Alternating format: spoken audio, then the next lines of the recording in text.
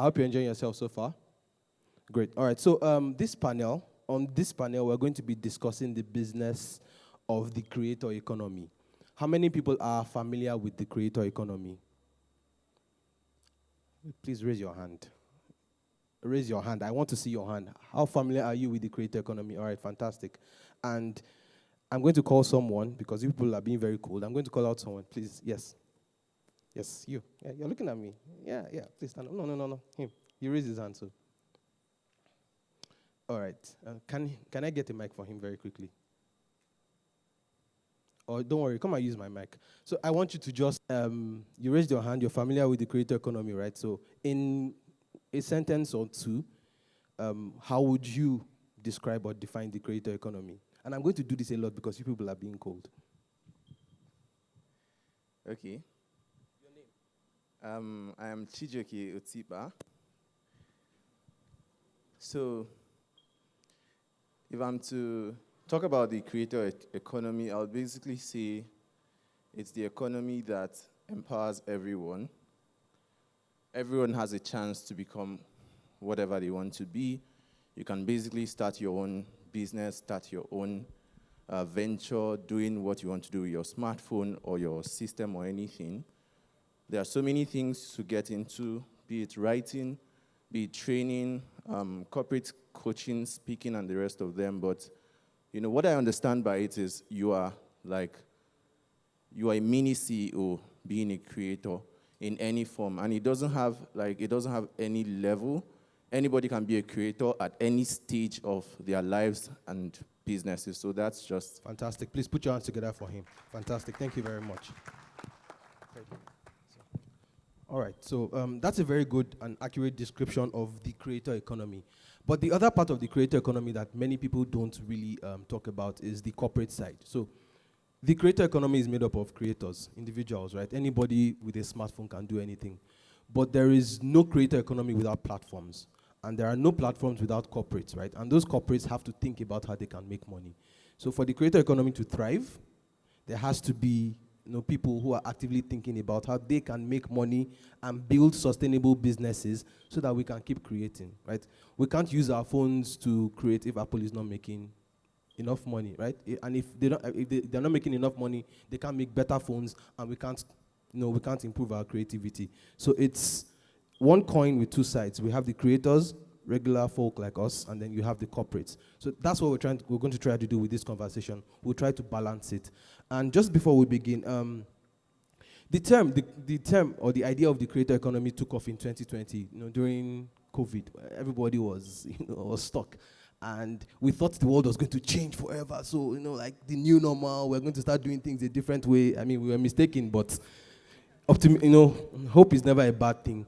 But that really took off in 2020, and we saw more people wanting to be creators. You see someone who is a doctor, for example, or someone who works in, maybe just a mechanic, who is not yet a baller, trying to create content, right? And they are doubling as creators, and they do well enough to build an audience for themselves. And that's what we are seeing a lot more of now. But we're getting to the point where people are going to actually go to school and graduate, not to become a doctor who creates content, but they will use their medical degree to become content creators. So I want to ask Ferdy this question. Hi, Elijah. So I want to ask Ferdy this question, right? Thinking about the creator economy from a global perspective, how can we, as African creators or as Africans building for the creator economy, how can we position ourselves so that our work is globally relevant? Good morning, everyone. It's an honor to be here and be part of this conversation. Talking about how Africans can participate in the global economy. I think the first thing that is very important is when you're going outside the world, the standards are higher. You're now having to compete with people from all over the world who may not have the infrastructural challenges that we usually would. I would actually say that it's important to keep an eye on quality. I think sometimes we sacrifice quality for speed. Sometimes we sacrifice quality for just about getting it out there. But if you really put quality at the forefront, you're going to be making a statement. The second thing I would also speak about is authenticity. I think that we are in the age of African storytelling. If you've paid attention to the global world now, everybody's looking towards Africa for our stories. You just saw Woman King, if you haven't seen it. Wakanda is around in the second entry. There is the other two movies. Disney is working on a feature film called Iwaju. Cartoon Network, or HBO, just acquired Iyanu. And these are comic series, African-themed comic series that have been spread across for decades. Now they're getting global relevance. But it's not just limited to them. It's actually an opportunity. It speaks of a sense that Africa, the age of Africa has come, right? And if you look at the music as well, look at the Billboard, see what people like Ashake and the rest and Burna Boy, they've done globally. So the appetite of the world when it comes to entertainment is looking towards Africa. And if we pay attention and look at Marvel and some of the big guys, for quite some time, they've run out of great stories. Okay, I'm not making a statement here, but I'm actually just giving context. For the longest time, what Marvel might give to you is a repackaging of their old heroes. They bring them together, Endgame, kill yourself, and we're good, right? And they make some money on it. But we are sitting on treasure troves of stories from the empires and the emperors of 14th, 17th African centuries. Those stories haven't even been told. We're talking about fairy tales and folk tales that can make global epic series like what we're seeing with Game of Thrones. We're sitting on them, and we've done nothing with them. The truth is that we are likely to experience another new colonialism, where the white men will buy these things, get us to produce them, but the wealth belongs to those who own the IP. And if you want to tell the story, you better own your IP because you will be forced to tell the story from their context. Our stories have been told for us, not by us. So it's important that this generation of creators understand that there is actually a politics around creation. And for you to own that IP, you need capital, which is a challenge because, again, there is not enough. CBN and Bank of Industry will tell you IPs are not collateralized. So if your IP cannot pay for itself, then you need landed properties, and most of us don't have families where they've stolen a lot. So we may not be able to produce that. So what is your strategy? You understand? Because if people in government understand the potential of the creative space, they will not let Nigeria become the creative wasteland that it has become, right? And it's a creative wasteland. Don't take that for one Ashake, there are many more who may never come up. For one Magic Carpet, there are many creators that might never come up. And to make a country flourish is not one person succeed, others fail. It's that everybody gets a chance to live their dreams, right? Even Jackma is telling us that the time has come to look inwards. So we also have to have that authenticity. Collaboration is something the black man doesn't do too well. Because for whatever reason, we seem to be attached to our egos. We want to be CEOs of a failing company rather than be a co-founder of a company that is scaling. So you better ask yourself where you are, because creativity requires collaboration. And Chuka said collaboration is the new competition. I'll add to that and say collaboration is the new capital. There are many things you may not have the money to do, but a partner can come alongside you and help you unlock that. So we need to get past our egos and get things working. We must not be consumed about who gets the credit on the level, but we get it done, right? And own your IP, build it from there, the money will come. So if you're a creator, if I look at African history, for instance, our history has always been very colonized. I don't know much about Africa beyond colonial era. Even when I studied government, it was Macpherson Constitution, Clifford Constitution. It was all whites around us. What about the Africa that was not colonized? And if you want to tell story, we must understand that, to just wrap up. I saw that Star Wars and Star Trek were very important in how Silicon Valley exploded. In fact, a research they did, most people who became CEOs in Silicon Valley say they were influenced by Star Wars and Star Trek, right? Just one story opened imagination and possibility. Wakanda might do that over time. The way Channel O and MTV Base gave birth to a renaissance of artists and a wellspring of artists, they were influenced by what they saw. So we must be very intentional about creating stories that can open up the consciousness of the black man from a place of power. I'll leave this thing by asking you, whenever you want to tell a story, ask yourself, what will Africa be if it was not colonized? You're likely to go back to authenticity. And also ask ourselves, what will Africa be if Africa colonized the world?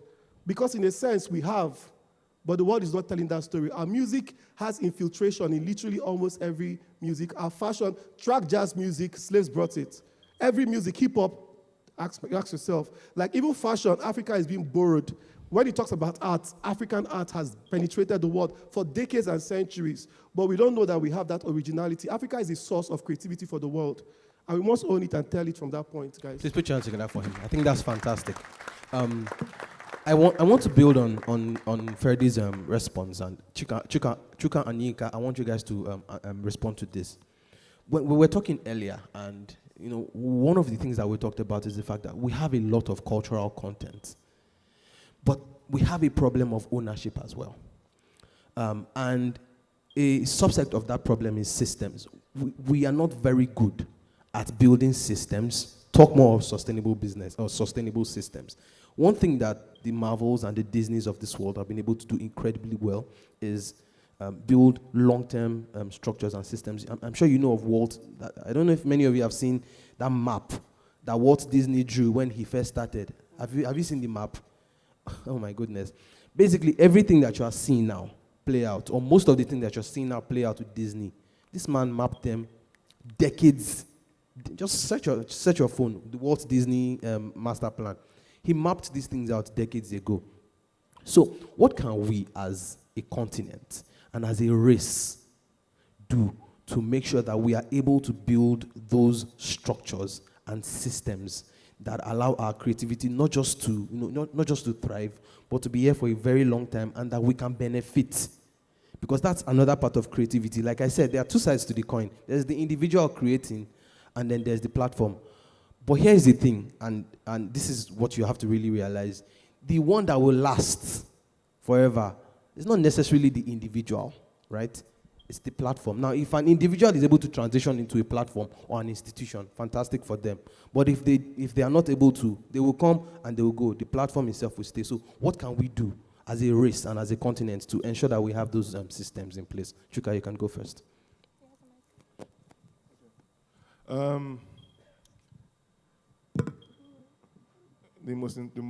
best-selling book in the world, let me call it that, says that when there is no vision, the people suffer. It didn't say where there is no sight, the people suffer. It said where there is no vision, the people suffer. We have a very short-term approach to almost everything that we put in place. I got a chance to read a very controversial book. It's called The Altar Vendita. And it was a book about Freemasons and their war with the Catholic Church. And it said, the book said, we know that we cannot win this battle in a short time. So they had a 400-year plan, whereby their way to win would be, instead of them to destroy the church, like in a fight, they would infiltrate it till the Pope was a Freemason. But they put a 400-year plan because it needs time. A lot of kingdoms that failed because they didn't have vision. You just kept expanding. A lot of businesses that failed because they didn't have vision. If we're going to have to change it, it goes back to what you said, which is the structures. The structures are the first thing. Why is the structure in place? Is it in place so that we can chop now? Or is it in place so that we can build something that means that 400, 200, 300, 100 years from now, you can literally say, oh, the people that are around, go to a particular building. Or maybe because of how technology has evolved, they just go to a particular site and they put on a VR and they see how this was set up 200 years ago to lead to where they are going to now. So what is the vision forget creativity first. What is the vision for Nigeria? Somebody laughed. What is the vision for West Africa? What does West Africa have in mind that it wants to be known for or known as 100 years from now?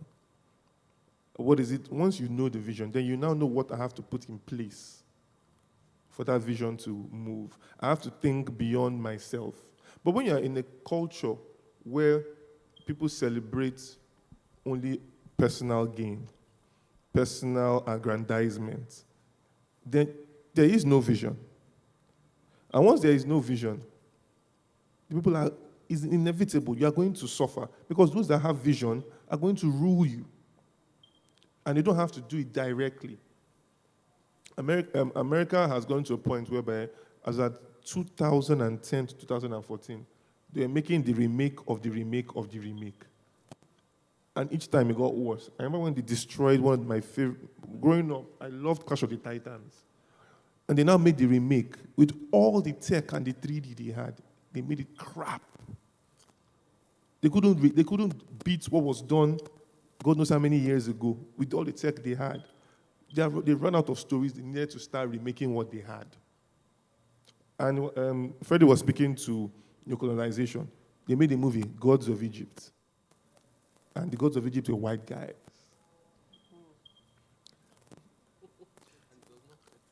And it was crap, too. So they will crap on all your legacy. Very soon there will be an Ojuku movie. And your Ojuku movie will be, maybe if you are lucky, it will be Rick Ross. That will be Ojuku, if you are lucky. If you are unlucky, to be a white hippie. Because they will come, buy that IP, move. We will be on the side with no vision of what we want to do. So it starts from vision. And we cannot wait for governments to give us vision. The private sector can own visions. So we as a creative community can come together because we know that I'm sorry to say, I'm not sorry to say because I'm old. The younger generation are far better than we are. They are more equipped than we are. They know how to do things. They know how to come up with stuff that people didn't expect. They know how to organize on a shoestring budget. So if they come and say, okay, fine, we are building, and this is just an example, if we are building Project 120, and Project 120 is that in 120 years, that the Nigerian creative will be the foremost creative on the planet. And then we set up how we're going to do it through mentorship programs that are free ourselves. Those of us that know, teach the younger ones that are coming up, teach our friends. With those that understand how tech is a player in this thing, set up certain things. Those that understand how movies, cartoons, all these things work. Those that see beyond what is big now to what is before, all put in together. We play our parts. We fund it by ourselves and through proven friends of the creative space in terms of brands and co. And then you start to tell your story little by little. And you grow because you have a vision. So even when you're getting it wrong, you will know because there's a vision to check with. And there's enough time to fix it and go back. If your vision was Vision 2030, if you go off track in 2028, there's not enough time for you to get back on track.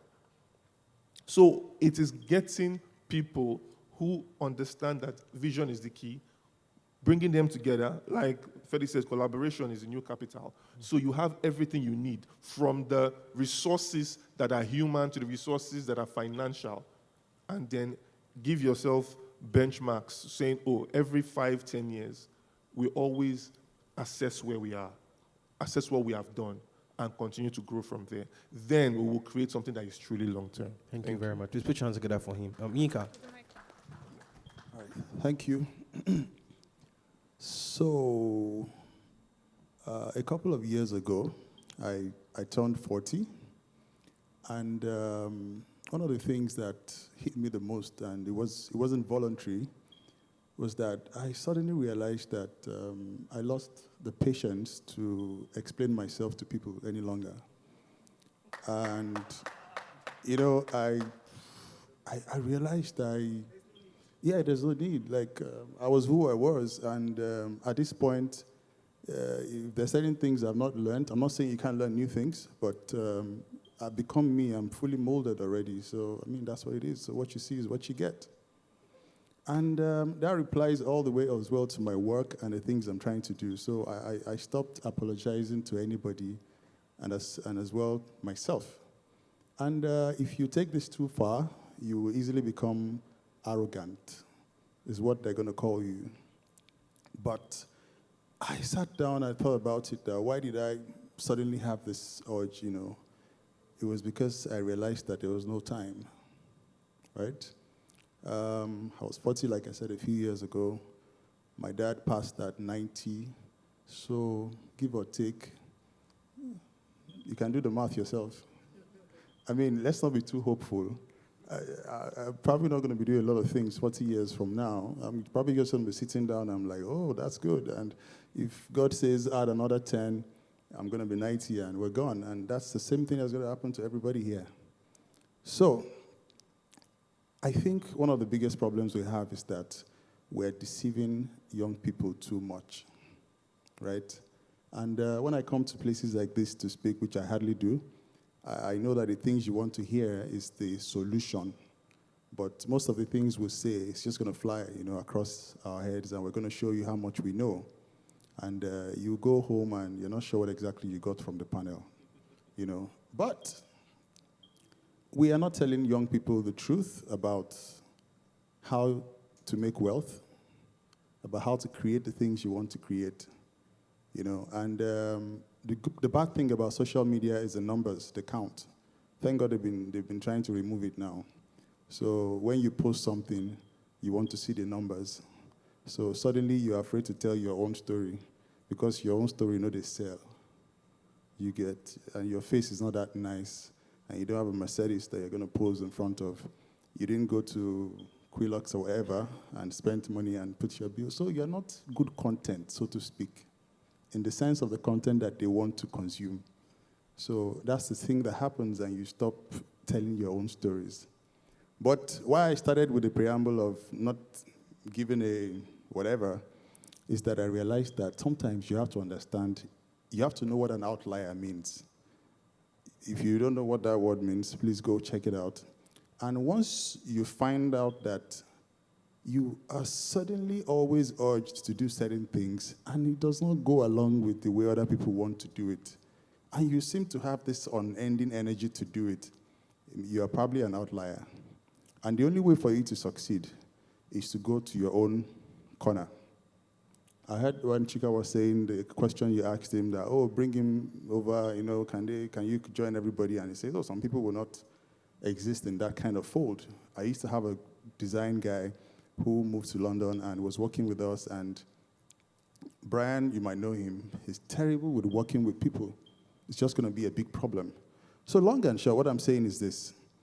Once you're highly motivated to do certain things, you need to remove yourself and go and start having your own plan. And then start, working on that plan gradually. Whatever YouTube is doing, whatever Google is doing, whatever Disney is doing, is a how many years plan? If you hear people who went to the moon, do you realize that there's some galactic travel that takes 10, 20 years? It means that the person that's, if not 20 years, there's one that about 40 years or so. It means the people that set up that dream, perhaps at 60, had died. And the organization is still working, and that's why they got to where they got to. So we need to stop lying to young people. We're doing that too much.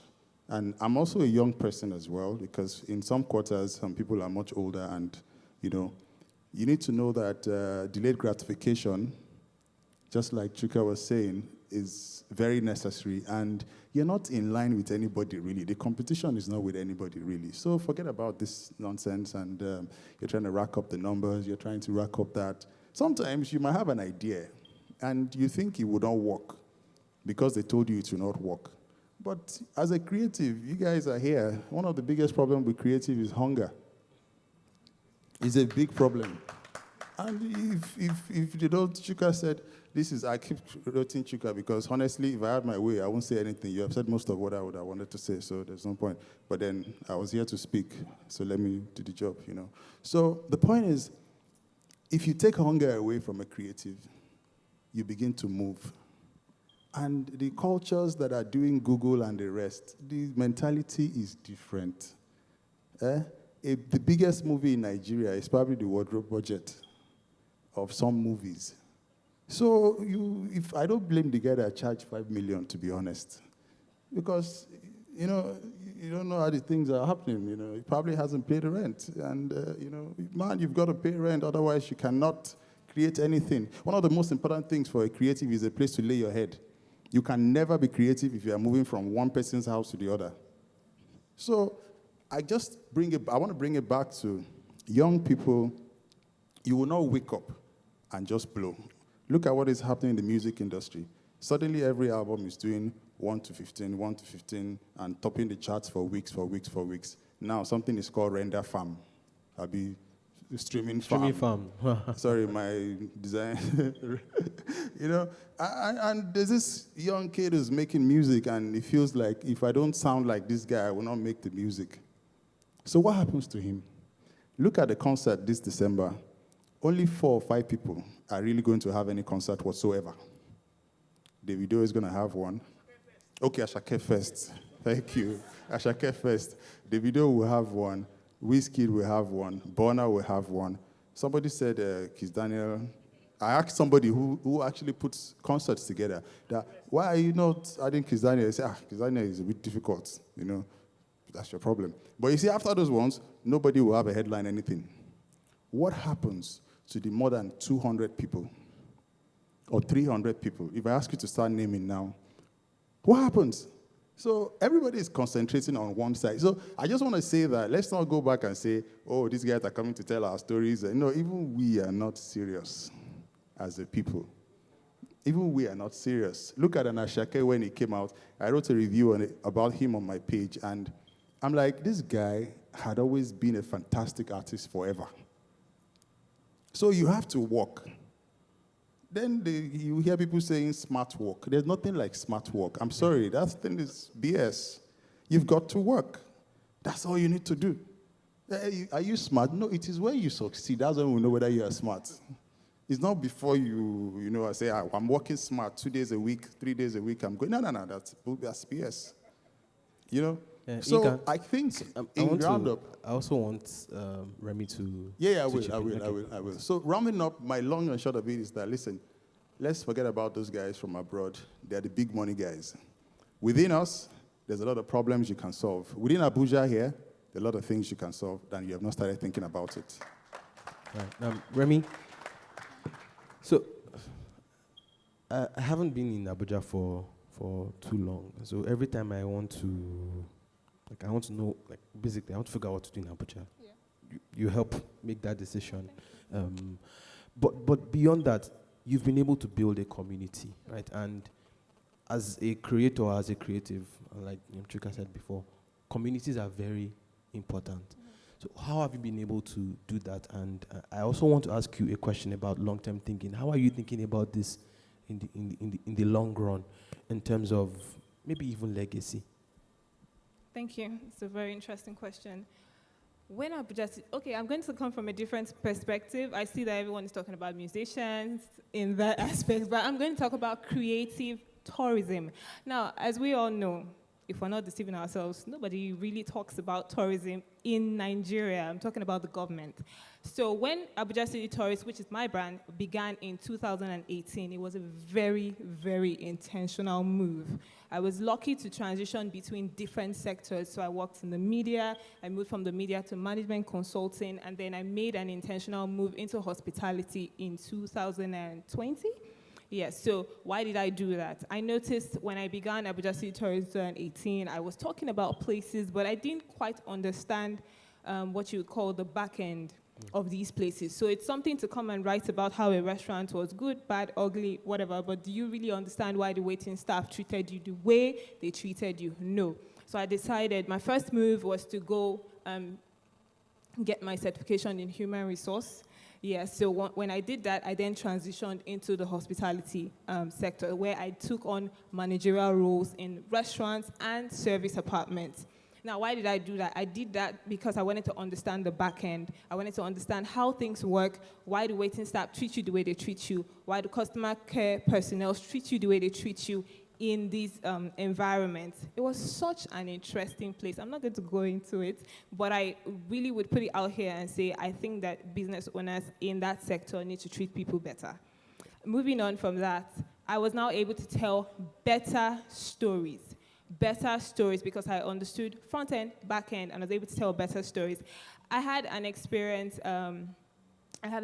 where I was walking into my estate and someone's hands were like this, She was trying to hug me. I was very confused. So I was looking at her for a bit, and I was like, okay, what's happening? And she's like, are you not Abuja City tourist? I said, yeah. She's like, hey, hug me now. So I hugged her immediately. We smiled, we laughed. She talked about how she follows the platform. When I went home, it was a redefining moment. I wanted to understand why someone that did not know me from anywhere would want to do that. And I realized it was the way in which I was telling stories. So when you go on the Abuja City Tourist platform, you feel like you already know me because I'm gisting with you like the neighbor next door. I'm gisting with you like the person you met on the bus. I'm gisting with you like someone that you already know. And that's how we're able to develop and build a community of people that not only have interest in going out, exploring places, but also felt like they were a part of something, felt like they understood all the aspects of hanging out, all the aspects of tourism, local tourism. So Abuja City Tourist is mostly talking about Nigeria, but we're focused on Abuja because this is where we're based for now. And that's how we're able to grow that online community. Now, there's another community that Abuja City Tourist has, which is the offline community. Now, this was a very, very well thought out, intentional move that we made in 2021, but I mean, we started that this year. Now, during COVID, I was privileged to talk to someone, and I made one or two statements, and she started to cry. Now, in that moment, I was like, what's going on with you? And she said, oh, I came into Abuja just before COVID, and I feel all alone. I don't know anybody. It's so difficult to meet people here. You have to be in a clique. I feel all alone. And it was, I would call that the light bulb moment. I was like, okay. So I feel like when I came into Abuja in 2009, I had a soft landing. I knew people. I had family. So it was easy to, move around and get things done. But that's not the case. I feel all alone. So Tech and human needs, right, is going to continuously change. We went from, in 20 years, we went from a 100 or 200 gigabyte hard drive being something that sits on your table to having 2 terabyte flash drives. And it's not going to stop. Right. It will continue. So tech will continuously impact. The needs of people will continuously increase and change. Mm-hmm. And in all these things, you will need to communicate to people. Mm-hmm. You will need to tell them, one, that you have the answer to their need. You need to tell them that it's okay to have a need.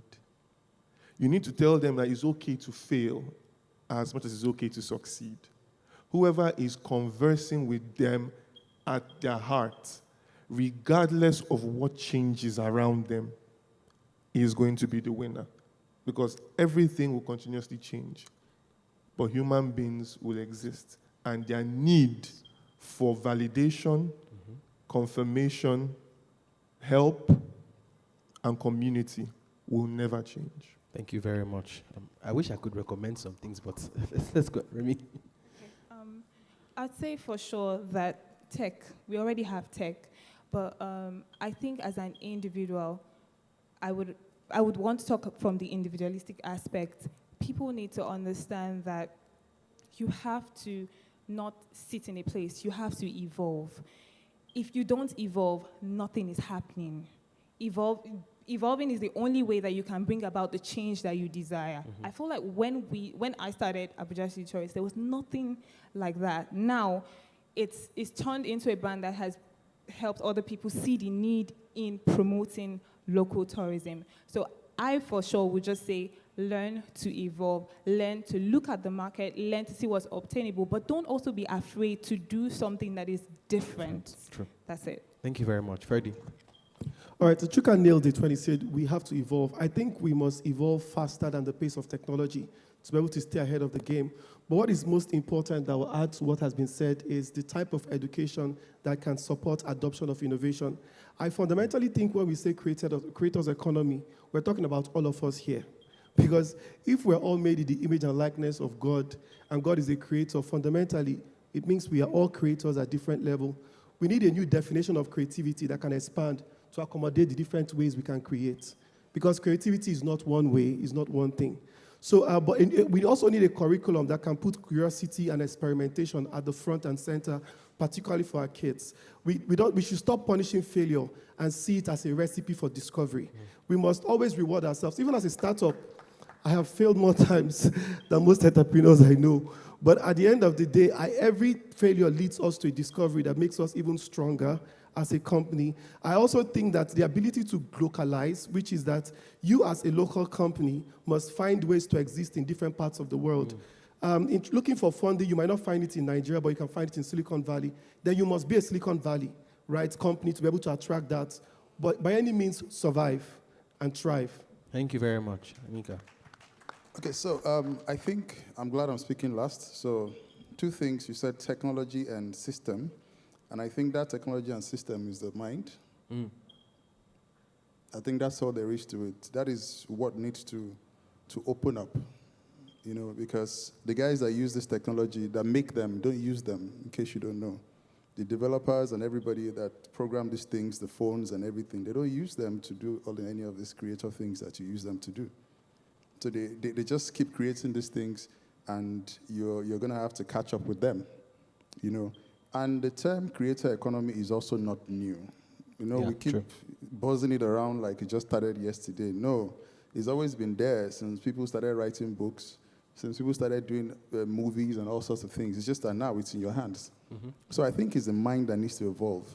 That's the system, and that's the technology that needs to evolve. That is what the guys in the West have that we don't have. Great. And that is what we need to use to tell our stories, or to choose what stories to tell. Otherwise, there's nothing to do. Thank you very much. Please put your hands together for the panel.